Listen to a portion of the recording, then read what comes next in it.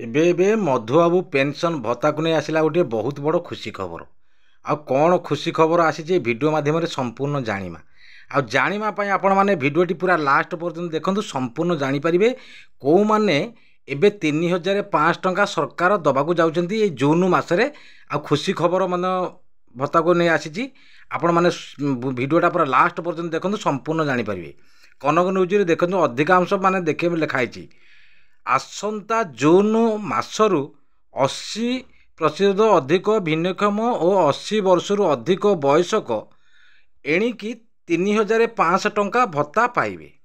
ରାଜ୍ୟ ସାମାଜିକ ସୁରକ୍ଷା ଓ ଭିନ୍ନକ୍ଷମ ସଶକ୍ତିକରଣ ବିଭାଗ ପକ୍ଷରୁ ସମ୍ପର୍କିତ ବିଜ୍ଞପ୍ତି ପ୍ରକାଶ ପାଇଛି।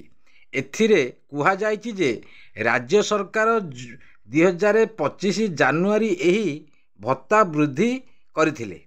ଜୁନ୍ ସୁଦ୍ଧା ଯେଉଁ ବରିଷ୍ଠ ନାଗରିକମାନେ ବୟସ 80 ବର୍ଷରୁ ଅତିକ୍ରମ କରିଥିବେ ସେମାନଙ୍କୁ ସରକାର ଏଣିକି 3,500 ଟଙ୍କା ଭତ୍ତା ପ୍ରଦାନ କରିବେ। ଏଥିପାଇଁ ଆବଶ୍ୟକ ପଦକ୍ଷେପ ଗ୍ରହଣ କରାଯିବ ଲାଗି ଜିଲ୍ଲା ସାମାଜିକ ସୁରକ୍ଷା ଅଧିକାରୀମାନଙ୍କୁ ନିର୍ଦ୍ଦେଶ ଦିଆଯାଇଛି। ବହୁତ ବଡ଼ ଖୁସି ଖବର ଆସିଛି। ଆଉ ଏବେ ତ ମଧୁବାବୁ ପେନସନ୍ ଭତ୍ତା ଆମ ପ୍ରିୟ ମୁଖ୍ୟମନ୍ତ୍ରୀ ଶ୍ରୀଯୁକ୍ତ ମୋହନ ଚରଣ ମାଝୀ ବହୁତ ବଡ଼ ଘୋଷଣା କରିଛନ୍ତି।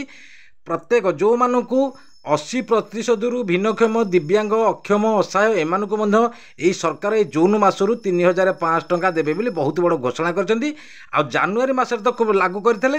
ଏବେ 80%ରୁ ଯେଉଁମାନେ 80%ରୁ ବୟସକ ଅଧିକ, 80 ବର୍ଷରୁ ଅଧିକ ଯେଉଁମାନେ, ସେମାନଙ୍କୁ ମଧ୍ୟ 3,500 ଟଙ୍କା ସରକାର ଲାଗୁ କରିବେ ବୋଲି ମାନେ ଘୋଷଣା କରିଥିଲେ। ଏବେ ଏଇ ଜୁନ୍ ମାସରୁ ସମସ୍ତଙ୍କୁ 3,500 ଟଙ୍କା ମିଳିବ।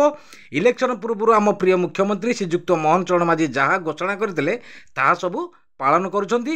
ଆଉ ଏ ଜୁନ୍ ମାସରୁ 3,500 ଟଙ୍କା ସମସ୍ତଙ୍କୁ ମିଳିବ ବୋଲି ସରକାର ବହୁତ ବଡ଼ ଘୋଷଣା କରିଛନ୍ତି।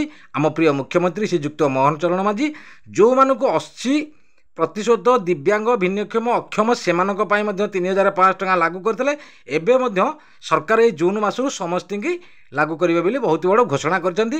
ଆଉ ଯେଉଁମାନେ 80 ବର୍ଷରୁ ଉର୍ଦ୍ଧ୍ୱ ବୟସ୍କ ବ୍ୟକ୍ତିକୁ ବୟସ୍କ ହେଇଥିବ ସେମାନଙ୍କୁ ଏଇ ଜୁନ୍ ମାସରୁ ସମ୍ପୂର୍ଣ୍ଣ 3,500 ଟଙ୍କା ଦେବେ ବୋଲି ରାଜ୍ୟ ସରକାର ବହୁତ ବଡ଼ ଘୋଷଣା କରିଛନ୍ତି। ଆଉ ଭିଡ଼ିଓଟି ଭଲ ଲାଗିଥିବ ଯଦି ଗୋଟେ ଲାଇକ୍ କରିଦେବେ, ସବସ୍କ୍ରାଇବ୍ କରିଦେବେ।